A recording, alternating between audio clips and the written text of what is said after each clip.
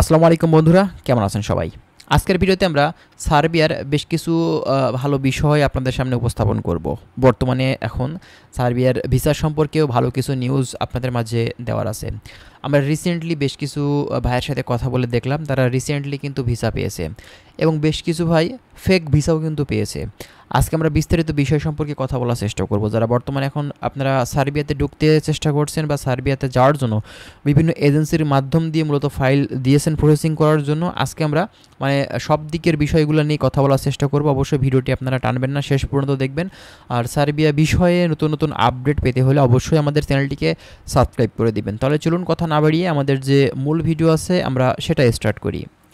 আচ্ছা, প্রথমত আপনাদেরকে বলি যে দেখুন, বেশ কিছু ভাইয়ের সাথে কথা বলেছি, মাত্র রিসেন্টলি তারা কিন্তু ভিসা পেয়েছে সার্বিয়ার, এবং এর ভিতরে বেশ কিছু ভাই কিন্তু অরিজিনাল ভিসা পেয়েছে এবং বেশ কিছু ভাই কিন্তু ফেক স্টিকারের ভিসা কিন্তু পেয়েছে।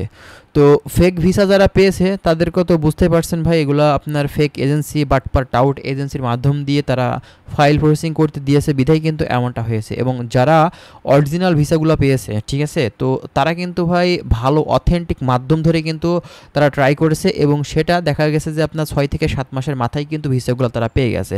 রিসেন্টলি ভিসাগুলো তারা কালেক্ট করছে, ঠিক আছে। তো যাদের ভিতরে আপনার এমন ভ্রান্ত ধারণা থাকে বর্তমানে এখন সার্বিয়ার ভিসা দিচ্ছে না, তো আপনারা ভাই শিওর থাকতে পারেন বর্তমানে এখন সার্বিয়ার ভিসা কিন্তু হচ্ছে। তবে একটা জিনিস আপনারা বুঝতে পারছেন, সেটা হচ্ছে 2024 সালে যে পরিমাণে ভিসা আপনার ইস্যু করছে বাংলাদেশিদের জন্য, তো সেই পরিমাণ ভিসা কিন্তু এখন 2025 সালে এসে কিন্তু সার্বিয়ার এম্বাসি ইস্যু করছে না। এটা কিন্তু সত্য কথা, ঠিক আছে। এখন কথা হলো আমাদের বাংলাদেশি এজেন্সিরা যেভাবে মূলত বিষয়গুলো উপস্থাপন করে, যেভাবে তারা কথাবার্তাগুলো বলে থাকে, মূলত এরা তো ভাই মিথ্যা কথা বেশি বলে থাকে এবং এরা পারমিটের বিজনেস করে।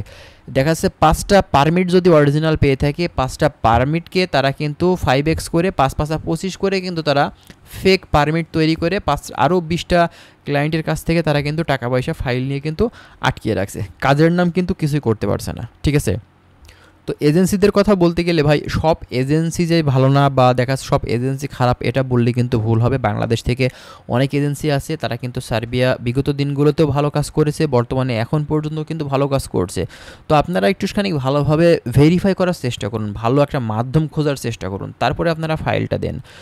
বর্তমানে এখন পর্যন্ত কিন্তু সার্বিয়ার যে ওয়ার্ক পারমিট সেগুলোও কিন্তু বর্তমানে এখন পিসিসি সিস্টেমে কিন্তু এখন নতুন করে আপনার ইস্যু হচ্ছে পারমিট, এবং বর্তমানে যারা এখন মূলত পারমিটগুলো পাবেন তাদের কিন্তু ভিসা হওয়ার চান্স অনেক বেশি থাকবে, কারণ বর্তমানে যে পারমিটগুলো এখন ইস্যু হচ্ছে সেগুলো কিন্তু সরজমিনে কোম্পানিকে তাদের অল ডিটেলস অথেন্টিক ডিটেলসগুলো দেওয়ার পরে কিন্তু পারমিটগুলো ইস্যু হচ্ছে। তাছাড়া কিন্তু আপনার পারমিট ইস্যু হবে না বর্তমানে এখন নতুন যে সিস্টেমটা আসছে সার্বিয়ার, ঠিক আছে।